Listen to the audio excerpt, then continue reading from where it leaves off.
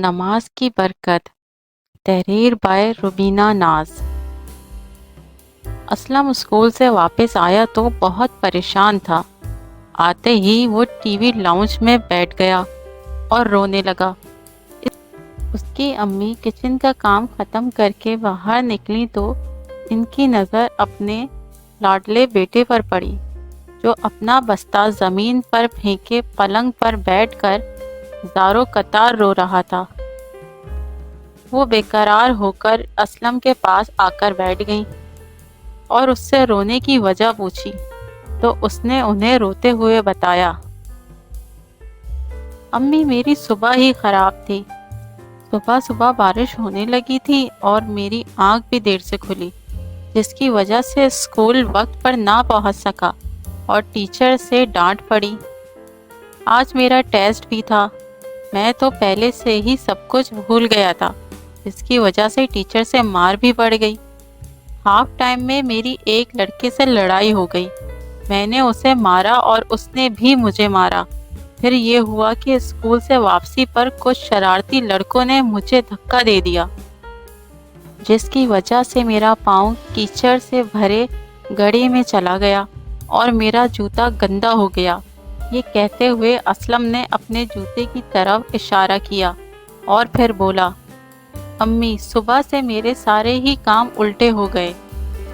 امی نے کچھ دیر تک اسلم کو غور سے دیکھا اور پھر پیار سے بولی، بیٹا کیا آپ نے آج فجر کی نماز سے دن کا آغاز کیا تھا؟ سوال سن کر وہ شرمندہ ہو گیا۔ امی اسے سمجھاتے ہوئے بولی، اللہ نے ہم پر 5 وقت کی نمازیں فرض کی ہیں، جو ہماری بے چینی کو سکون میں بدل دیتی ہیں اور جنت میں داخل ہونے کا ذریعہ بھی ہیں۔ اگر آپ فجر کی نماز سے اپنی صبح کا آغاز کرتے ہیں تو اللہ آپ سے خوش بھی ہوتا ہے اور آپ کی حفاظت اپنے ذمے لیتا ہے۔ اس لیے بیٹا اپنے آپ کو نماز کا پابند کر لو۔ امی کا اتنا کہنا ہی کافی تھا۔ وہ اٹھ کر جانے لگا تو اس کی امی نے پوچھا، بیٹا کہاں جا رہے ہو؟ اسلم نے جواب دیا، امی میں کپڑے تبدیل کر کے مسجد جاؤں گا اور اللہ سے اتنی دیر دور رہنے کی معافی بھی مانگوں گا اور اس کا شکر ادا کروں گا کہ اس نے جلد ہی مجھے سیدھی راہ دکھا دی۔ اسلم کی امی اسے جاتا دیکھ کر خوشی سے مسکرا دی۔ تو پیارے بچوں، ہمیں بھی 5 وقت اللہ کے حضور کھڑے ہونا چاہیے تاکہ ہمارا ہر دن پرسکون اور خوشگوار گزرے۔ زندگی کا انمول سبق۔ یہ ایک بادشاہ کی پرانی کہانی ہے۔ اس کا ایک بچپن کا دوست تھا جس کے ساتھ وہ کھیل کود کر جوان ہوا تھا۔ بادشاہ اپنے اس دوست کو ہمیشہ ہر وقت ساتھ ساتھ رکھا کرتا تھا۔ اس کی عادت تھی کہ اس کی زندگی میں خواہ کوئی بھی اچھی بری بات ہو، وہ ہمیشہ یہی کہتا تھا کہ جو ہوتا ہے اچھے کے لیے ہوتا ہے۔ ایک دن بادشاہ اور اس کا دوست شکار کے لیے جنگل میں گئے۔ دوست نے بادشاہ کے لیے بندوق میں گولی بھری اور بندوق تیار کر کر بادشاہ کو دے دی، لیکن گولی بھرنے میں اس سے کوئی غلطی ہو گئی تھی اور جب بادشاہ نے شکار کے لیے گولی چلائی تو اس کا انگوٹھا کٹ کر گر گیا۔ یہ صورتحال دیکھ کر دوست نے اپنی عادت کے مطابق کہا، جو ہوتا ہے اچھے کے لیے ہوتا ہے، اس میں یقیناً کوئی بہتری ہوگی۔ یہ سن کر بادشاہ کو شدید غصہ آیا اور بولا، یہ بہتر نہیں ہے، میرا انگوٹھا کٹ کر ضائع ہو چکا ہے اور تم کہہ رہے ہو اچھا ہوا، اور ساتھ ہی حکم جاری کیا کہ اسے قید خانے میں ڈال دیا جائے۔ 1 سال بعد بادشاہ دوبارہ ایک جگہ شکار کے لیے گیا۔ وہاں بدقسمتی سے اسے آدم خور جنگلیوں نے پکڑ لیا اور اپنے علاقے میں لے گئے۔ انہوں نے بادشاہ کے ہاتھ باندھ دیے۔ اب آگ جلا کر وہ بادشاہ کو جلانے ہی والے تھے کہ ان کی نظر بادشاہ کے انگوٹھے پر پڑی تو پتہ چلا کہ بادشاہ ایک انگوٹھے سے معذور ہے۔ وہمی اور توہم پرست قوم ہونے کی وجہ سے وہ کسی نامکمل انسان کو نہیں کھاتے تھے، لہٰذا انہوں نے بادشاہ کو رہا کر دیا۔ جب بادشاہ گرتا پڑتا اپنے محل میں پہنچا تو اسے خیال آیا کہ کس طرح اس کا انگوٹھا کٹ گیا تھا۔ اس نے اپنے دوست کو جیل میں بھجوا دیا تھا۔ فوراً اس نے اپنے خادم کو حکم دیا کہ اس کے دوست کو باعزت دربار میں پیش کیا جائے۔ جب اس کا دوست آیا تو بادشاہ نے اسے سارا حال سنایا اور کہا کہ میں نے تمہارے ساتھ بہت برا کیا، مجھے ایسا نہیں کرنا چاہیے تھا، مجھے معاف کر دو۔ تم صحیح تھے، وہ اچھا اور بہتر ہی ہوا تھا کہ میرا انگوٹھا کٹ گیا تھا۔ آج اس انگوٹھے کے نہ ہونے کی وجہ سے میری جان بچ گئی۔ یہ سن کر بادشاہ کا دوست مسکرایا اور بولا، یہ بھی بہتر ہی ہوا کہ آپ نے مجھے جیل بھجوا دیا۔ اپنے دوست کی یہ بات سن کر بادشاہ بہت حیران ہوا اور کہنے لگا کہ یہ اچھا اور بہتر کس طرح سے ہوا؟ تم 1 سال تک جیل میں رہے اور کہہ رہے ہو کہ اچھا ہوا۔ دوست مسکرا کر بولا، ہاں اچھا ہوا اور بہت بہتر ہوا کہ اگر میں جیل میں نہ ہوتا تو یقیناً میں تمہارے ساتھ ہوتا اور وہ جنگلی اب تک مجھے ہڑپ کر چکے ہوتے، کیونکہ میرا انگوٹھا صحیح سالم ہے۔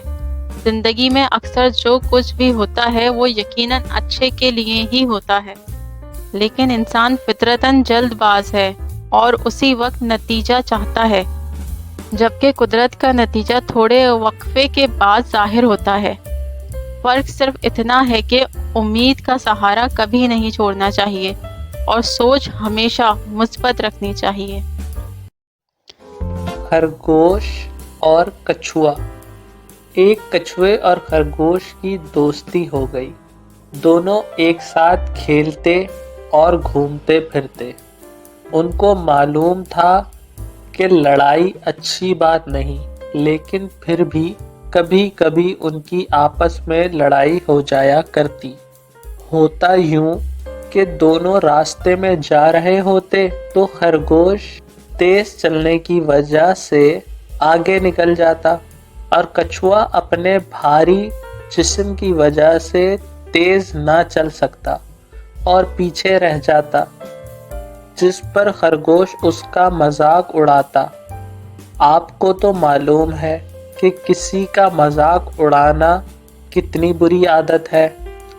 آخر ایک دن کچھوے نے تنگ آ کر خرگوش سے کہا، دیکھو، مجھے بھی اللہ ہی نے پیدا کیا ہے اور تمہیں بھی اللہ ہی نے پیدا کیا ہے، اس کے لیے تم اپنی تیز چلنے پر غرور مت کرو۔ اللہ غرور کرنے والوں کو پسند نہیں کرتا۔ اگر تم کو اپنی تیز چلنے پر غرور ہے تو آؤ، ہم دونوں مقابلہ کرتے ہیں۔ خرگوش بھی مقابلے کے لیے تیار ہو گیا۔ مقابلہ شروع ہوتے ہی خرگوش تیزی سے آگے کی طرف بھاگا۔ کافی دور نکل جانے کے بعد اس نے سوچا کہ کچھوا تو بہت دیر کے بعد یہاں پہنچے گا، جب تک میں کچھ دیر آرام کر لوں۔ یہ سوچ کر وہ ایک درخت کے نیچے سو گیا۔ ادھر کچھوا آہستہ آہستہ چلتا ہوا خرگوش کے پاس سے گزرا۔ خرگوش سو رہا تھا۔ کچھوا ساری بات سمجھ گیا۔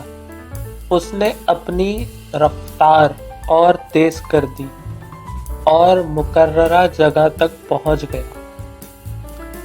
اب خرگوش اپنی نیند سے بیدار ہوا اور بھاگتا ہوا مقررہ جگہ تک پہنچا جہاں کچھوا پہلے سے موجود تھا۔